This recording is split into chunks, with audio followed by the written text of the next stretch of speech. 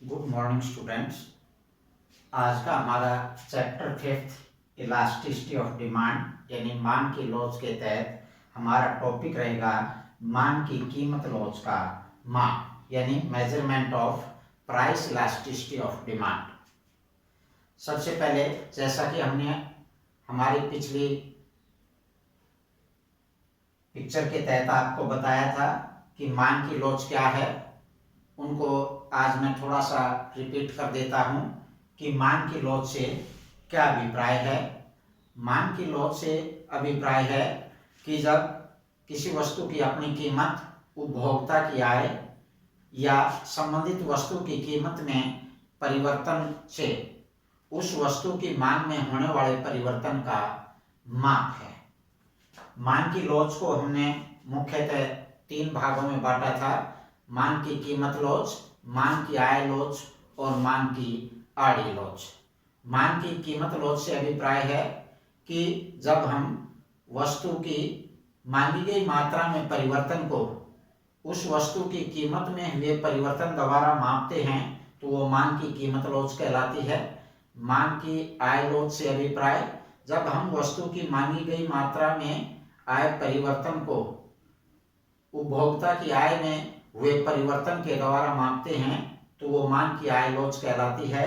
और मांग की आड़ी लॉज से अभिप्राय है कि वस्तु की मांगी गई मात्रा में परिवर्तन को संबंधित वस्तु की कीमत में हुए परिवर्तन के द्वारा मापा जाता है तो वो मांग की आड़ी लॉज कहलाती है।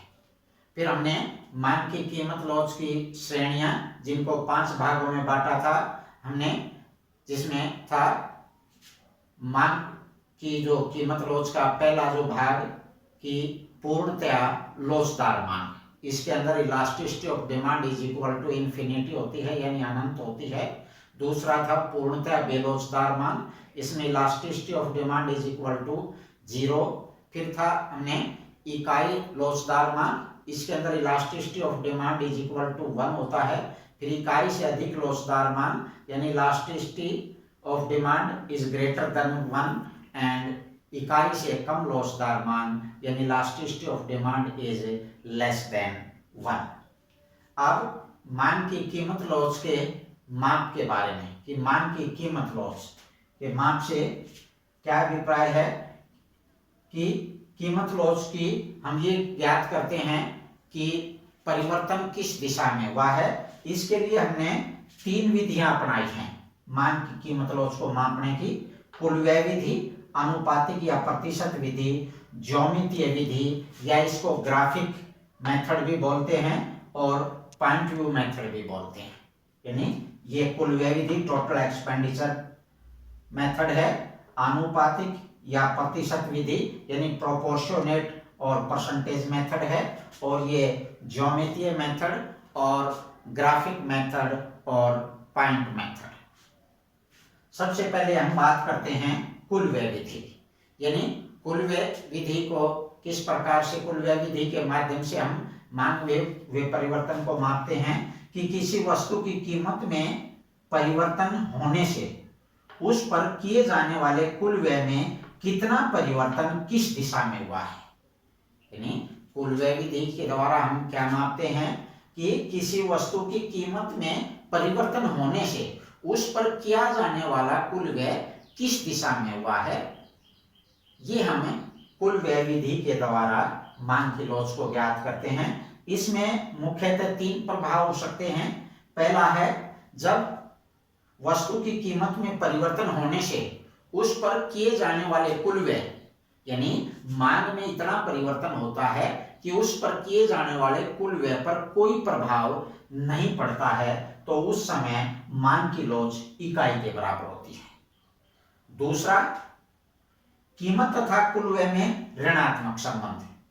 कीमत तथा कुल व्यय में ऋणात्मक संबंध से क्या अभिप्राय है कि किसी वस्तु की कीमत में परिवर्तन होने से उसकी मांग में इतना परिवर्तन होता है कि उस पर किए जाने वाले कुल व्यय और कीमत के का ऋणात्मक संबंध होता है। यानी अगर वस्तु की कीमत कम होती है तो उस पर किया जाने वाला कुल व्यय बढ़ जाता है, अगर वस्तु की कीमत बढ़ती है तो उस पर किया जाने वाला कुल व्यय कम होता है। ऐसी परिस्थिति में मांग की लॉस जो है वो ग्रेटर देन 1 यानी इकाई से अधिक होती है।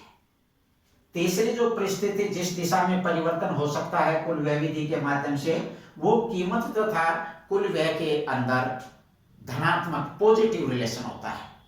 यानी क्या है ये कि किसी वस्तु की कीमत में परिवर्तन होने से उस पर किया जाने वाला कुल व्यय और कीमत के बीच का रिलेशन जो है वो धनात्मक है। यानी कीमत बढ़ती है तो कुल व्यय भी बढ़ जाता है और कीमत कम होती है तो कुल व्यय भी कम हो जाता है। उस स्थिति में मांग की कीमत लॉस जो है वो लेस देन 1 होती है, यानी इकाई से कम होती है।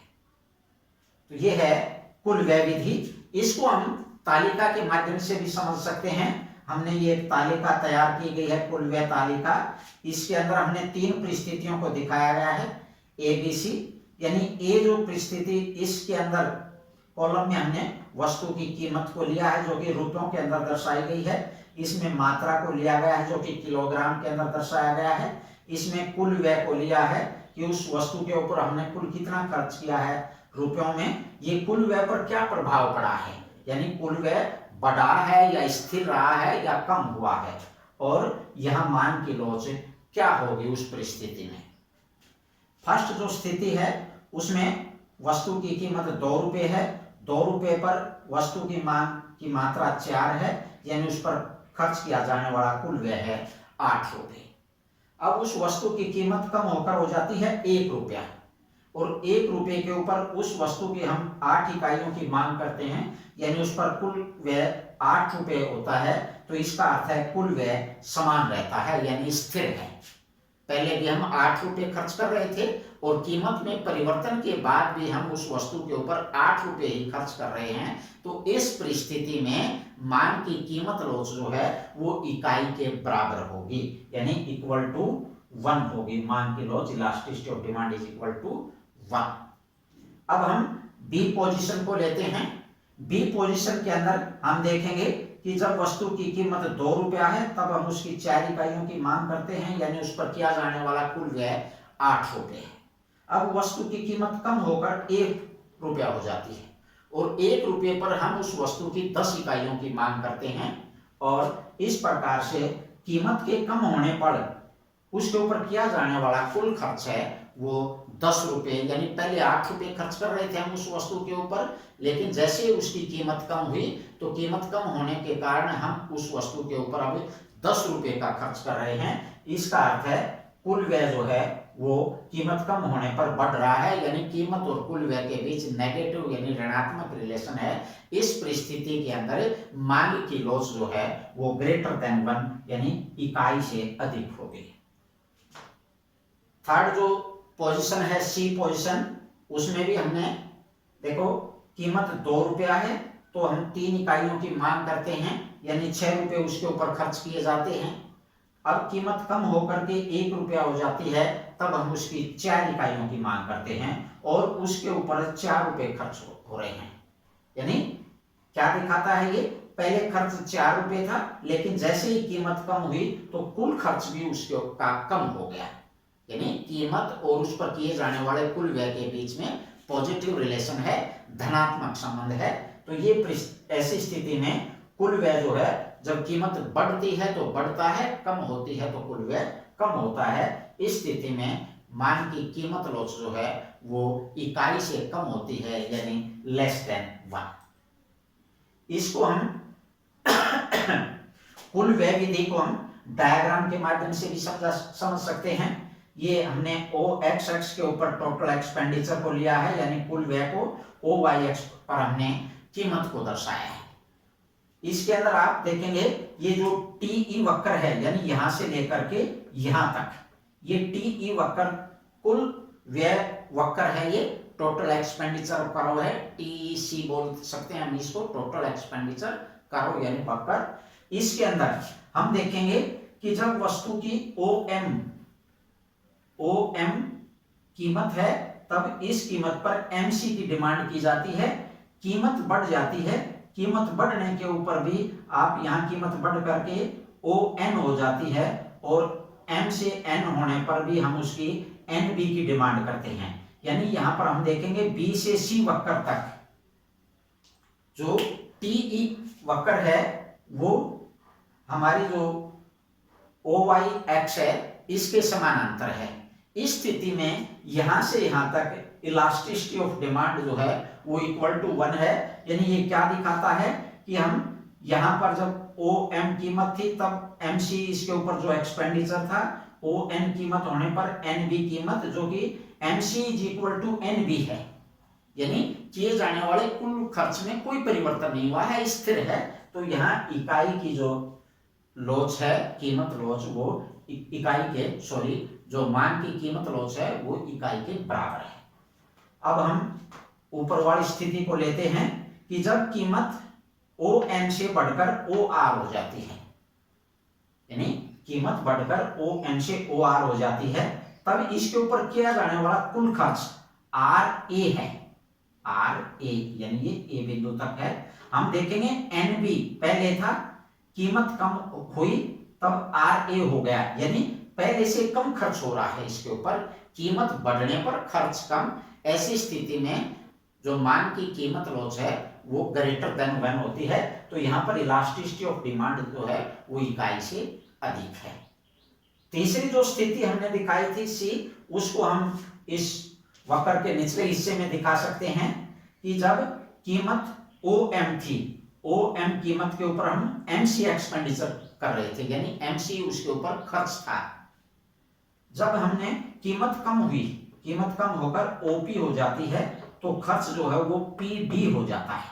यानी पहले जो एम सी है उसकी अपेक्षा खर्च जो है वो कम हुआ है, कीमत भी कम हुई है। कीमत और खर्च के बीच में धनात्मक संबंध है। ऐसी स्थिति में इलास्टिसिटी ऑफ डिमांड जो है वो लेस देन 1 है, इकाई से कम है। तो ये था हमारा मान की कीमत लोच को मापने के लिए कुल व्यय विधि।